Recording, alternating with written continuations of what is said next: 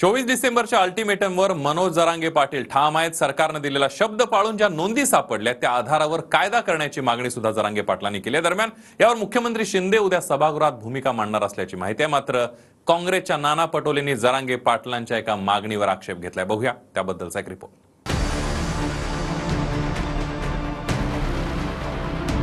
24 डिसेंबर पर्यंतचा तुम्हाला वेळ दिलेला आहे, तो तुमच्यासाठी फायनल. त्यात काहीच बदल नाही. बदल करण्याचं कारण सरकारनेच 24 डिसेंबर पर्यंतची मुदत मागितल्यामुळे आपणही त्या तारखेवर ठाम असल्याची भूमिका जरांगे पाटलांनी घेतली आहे.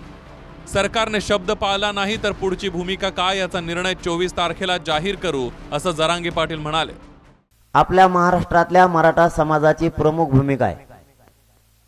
महाराष्ट्रातल्या मराठा समाज हा ओबीसीत असल्या कारणानं मराठा समाजाला सरसकट महाराष्ट्रात मराठा समाजाचा ओबीसी मध्ये समावेश करावा, ही आपली मराठ्यांची मूळ मागणी.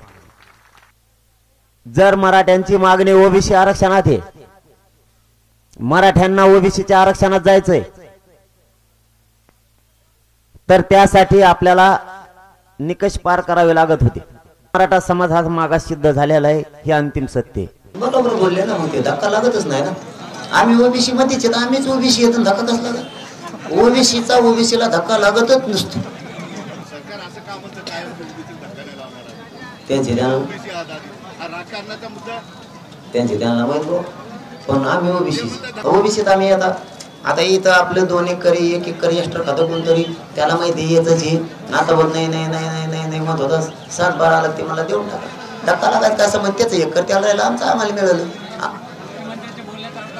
सगळ्याचाच धक्का लागत नाही. जे म्हणतात का आम्हाला धक्का लावू नको म्हणते, त्यांचा अर्थ तोच आहे. त्यांना धक्काच लागत, त्यांना माहिती आम्ही ओबीसी.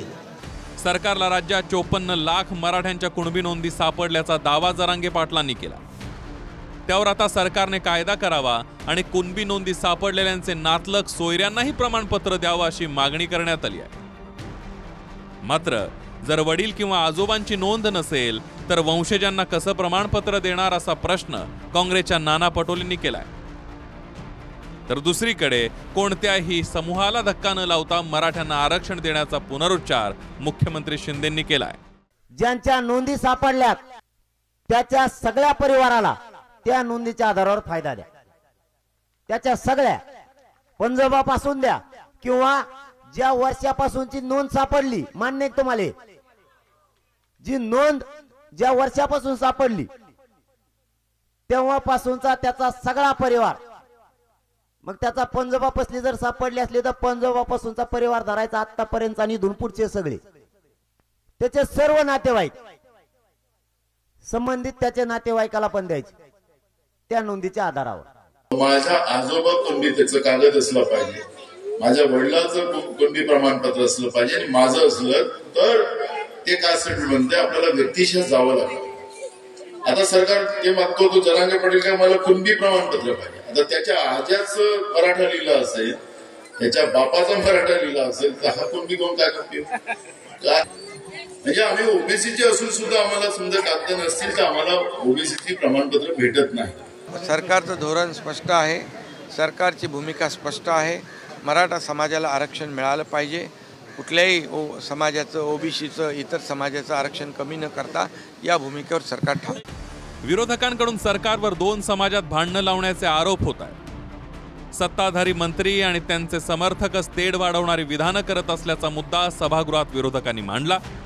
या साऱ्या मुद्द्यांवर सरकारची भूमिका आणि आरक्षण कसं दिलं जाणार याबद्दल उद्या मुख्यमंत्री शिंदे सभागृहात सरकारची बाजू मांडणार आहेत. जाती जातीत भांडणं लागतील, ज्यांनी धर्मात भांडणं लागतील. कारण ही जाती धर्मात भांडणं लागली की महागाई, बेरोजगारी अशा महत्वाच्या प्रश्नांवरून तुमचं माझं लक्ष उडालं पाहिजे. आणि हे करण्यात ज्यांचा हातखंडा आहे त्यांना त्यांचे अंधभक्त कोणाला तरी चाणक्य म्हणतात. अरे याचा पक्ष फोड, त्याचा पक्ष फोड आणि माणसं गोळा कर, याला कोणी चाणक्य म्हणतंय का? ओबीसी हा जो आहे हा वेगळा घटक आहे, याचं ताट वेगळं राहिलं पाहिजे. राहिलं मराठा समाज आणि तत्सम काही आहेत त्यांचा आरक्षणाचा इश्यू जो आहे तो वेगळ्या पद्धतीने तिथे असाव्या डील करावा लागणार आहे. त्या संदर्भातली जी पावलं उचलली पाहिजेत या शासनाने ती दिसत नाही आहेत की उद्या मुख्यमंत्री महोदय विधानसभेमध्ये चर्चेला उत्तर देणार आहेत 18 तारखेला आणि त्यामुळे त्यातून बरंचसं समाधानी होऊन मला असं वाटतं आहे सरकार अतिशय प्रामाणिकपणे काम करत आहे. आम्हाला टिकाऊ आरक्षण द्यायचं मी कालही सांगितलं जरांगे पाटील आणि आम्ही चर्चा करत असताना त्यांच्यासमोर मी सांगितलं की आम्हाला टिकाऊ आरक्षण द्यायचं आहे, परमनंट आरक्षण आम्हाला त्या ठिकाणी द्यायचं आहे. त्यामुळे थोडा वेळ लागला तरी चालेल पण आता ते अंतिम टप्प्यामध्ये आलेलं आहे. आपणही बघतात किती वेगाने कामगिरी सगळी चाललेली आहे, सुप्रीम कोर्टात तारखा चाललेल्या आहेत. मला वाटतं लवकरात लवकर हा निर्णय होईल. मंत्री गिरीश महाजनांनी काल जरांगे पाटलांची भेट घेत समितीला अजून थोडा वेळ देण्याची भूमिका मांडली होती. मात्र सरकारच्या मंत्र्यांकडून आपल्याला 24 डिसेंबरचा वायदा दिला गेला असं जरांगे पाटील म्हणाले. त्यामुळे आता सरकार उद्या काय भूमिका मांडतं याकडे सगळ्यांचं लक्ष आहे. Bureau report TV9 Marathi.